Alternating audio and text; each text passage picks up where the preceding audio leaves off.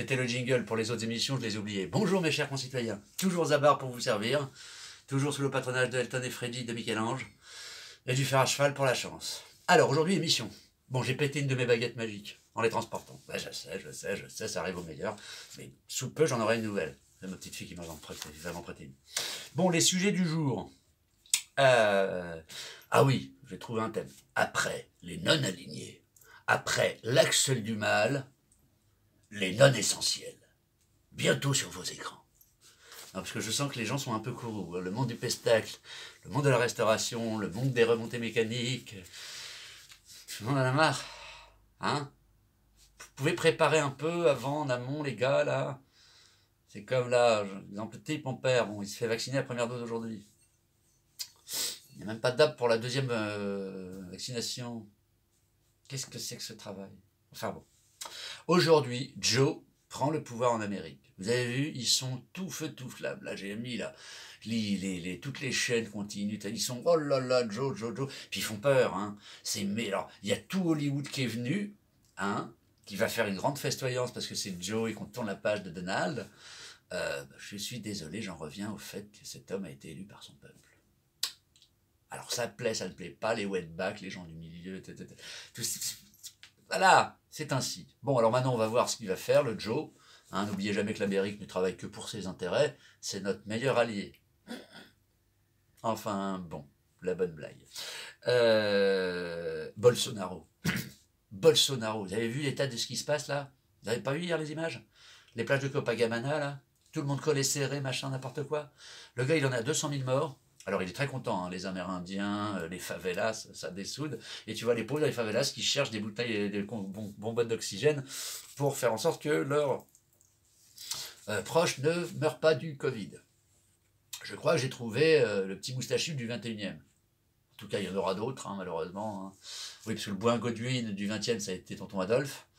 Hein, le grand père des peuples, moustachu, il en a fait tout autant, voire plus. Mais fait, ce qu'il n'y a pas plu dans le côté allemand, je crois, c'est le côté carré rangé.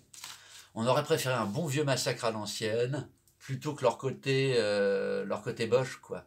Tu vois, leur côté, on construit des baraquements, des machins. Enfin, je suis sûr qu'ils auraient fait ça à l'arrache comme des porcs, ça serait peut-être mieux passé. Va comprendre. Enfin bon, c'est ainsi.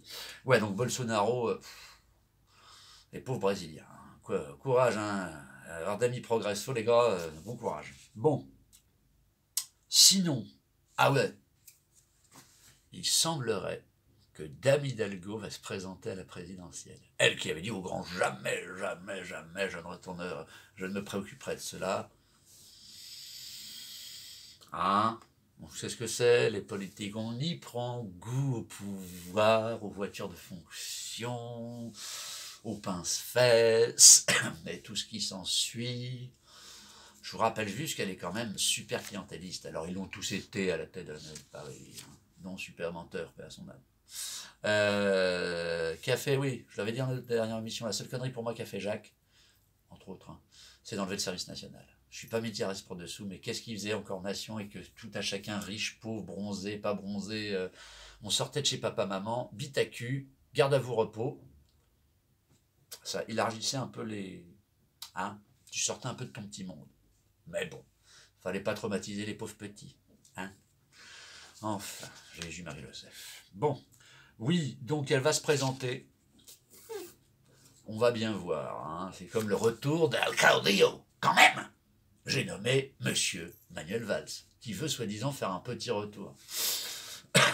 Pas sûr que sa famille politique l'attende à bras ouverts, hein. Mais je dis ça, je dis rien. Et il y en a un qui l'a vraiment dans le nez, c'est notre grand timonier Manu. De quand il était ministre d'Hollande, tout ça, oh, il se tirait la boue, un coup de tiré là, hein, pour voir qui allait poignarder Hollande dans le dos. Et bah le petit jeune, il a été plus rapide. Tac, le coup de poignard dans le dos. Bis repetita, souvenez-vous, Néron, César. Bon. Alors oui, j'ai vu un sujet qui m'a rendu fou. J'avoue. J'adore les animaux. Et souvent, je trouve que, tu sais, quand on dit ne te comporte pas comme une bête. Mais non, mais les bêtes se comportent très très bien. Je vous rappelle qu'un animal tue quand il a faim et pour nourrir ses petits, rarement pour le plaisir, à part certaines espèces.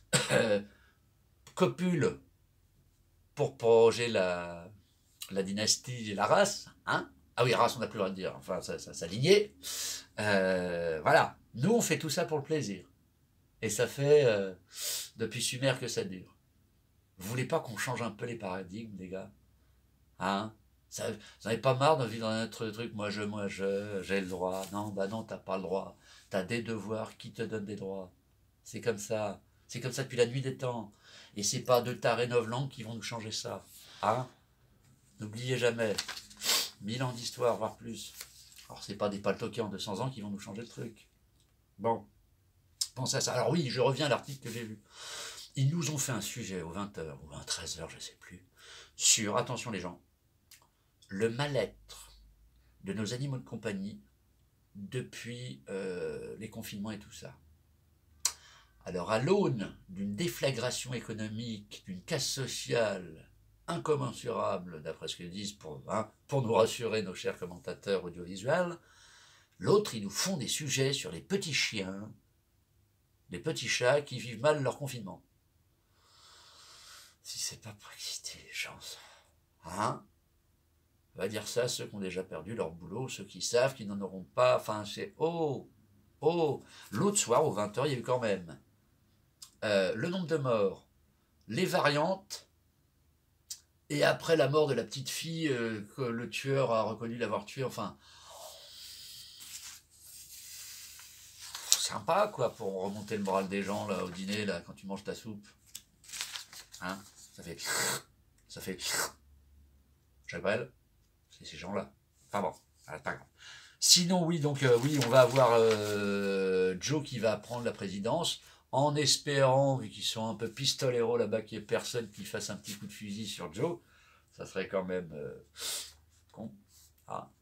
On leur souhaite bon courage aux États-Unis, parce que franchement, je les plains. Tu sais, c'est des petites nations, elles n'ont que 700 ans. Hein? C'est comme nos amis israéliens, 70 ans. Bon, hein, j'invite tout le monde, hein, parce que moi je suis pour une paix juste et véritable au Moyen-Orient. L'autre jour j'ai vu une splendide émission d'ailleurs, avec 3 ingénieurs des eaux usées, machin bidule, un Jordanien, un Palestinien, un Israélien.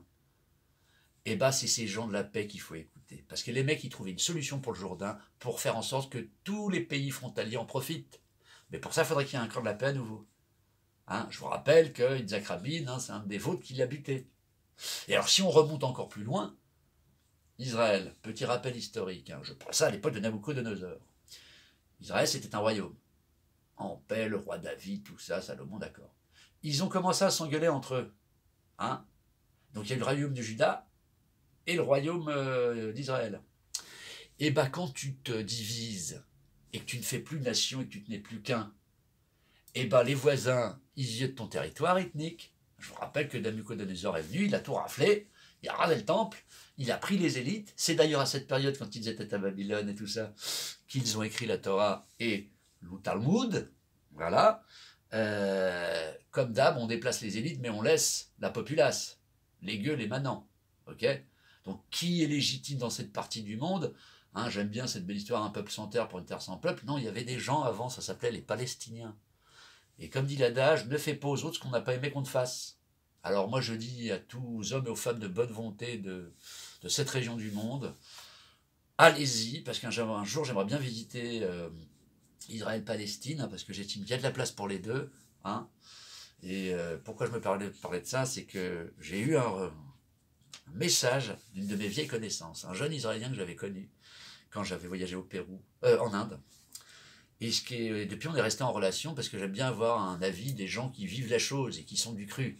Pas mes concitoyens de confession israélite de la diaspora française. Alors, dans les autres pays, on dit communauté. Non, nous sommes en France, il n'y a pas de communauté. Tu es concitoyen de telle obédience, de tel machin. Mais d'abord tout, tu es français. Voilà. Par contre, si tu n'adhères pas au projet, 200 pays dans le monde. Hein, vas-y, lâche-toi. Bon. Et ben moi, je dis que c'est bien triste que ces gens-là soient encore en guerre. Et donc, ils me racontaient l'autre jour l'ambiance avec la vaccination en Israël. L'ambiance est électrique. Ils me disaient, si tu vois ce qui est horrible, ce qui serait bon pour Israël, c'est que ils l'ont fait un peu, il faut être honnête intellectuellement, toujours de l'honnêteté intellectuelle. Ils l'ont fait un peu, ils ont vacciné plein pot, bravo. Il dit, on l'a un peu fait pour les minorités, mais ce qui aurait été un beau pas en avant, c'est de tout le monde. Hein, voilà, aider même les Palestiniens, nos frères ennemis. Hein, parce qu'il en va de la... Ah, il y a plus de Palestiniens, plus d'Israéliens. Si vous chopez le Covid, vous l'avez dans le cul. Hein.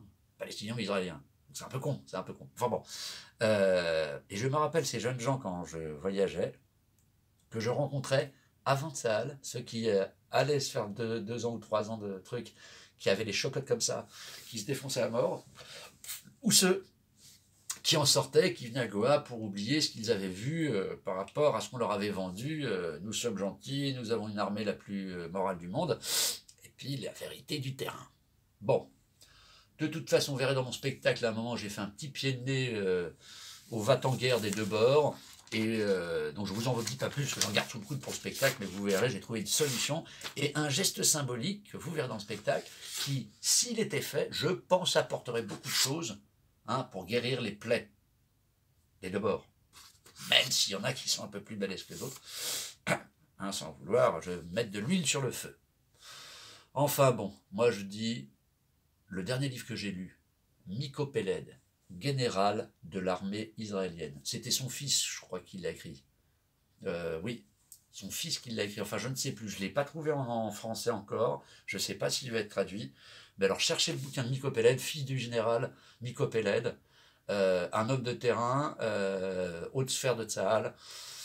Son bouquin est très très intéressant et oui, il y a des hommes de paix même dans l'armée israélienne et heureusement qu'ils sont là pour calmer les ardeurs des politiques un petit peu farfelus qui les dirigent depuis un certain temps. Mais bon, moi je dis la paix, la paix, la paix, c'est comme ça que nous arriverons à vivre tous heureux.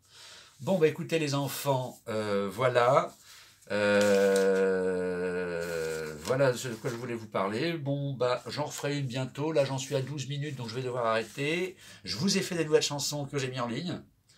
Ah oui, vite, avant que... Hop, les gars, on a fait des masques. Hein, on nous a demandé de faire des masques. Vous vous souvenez, il y a 6 mois. On a fait des masques. Et là, on est en train d'expliquer que tous les masques que nous, on a fabriqués, ils sont achetés. Et que maintenant, comme maintenant, ils en ont acheté une tonne et qu'ils les ont sur les bras, ils vont nous dire que nos masques, ils sont pas bons et qu'il faut acheter les leurs. Cherchez l'erreur. Je laisse ça à votre réflexion.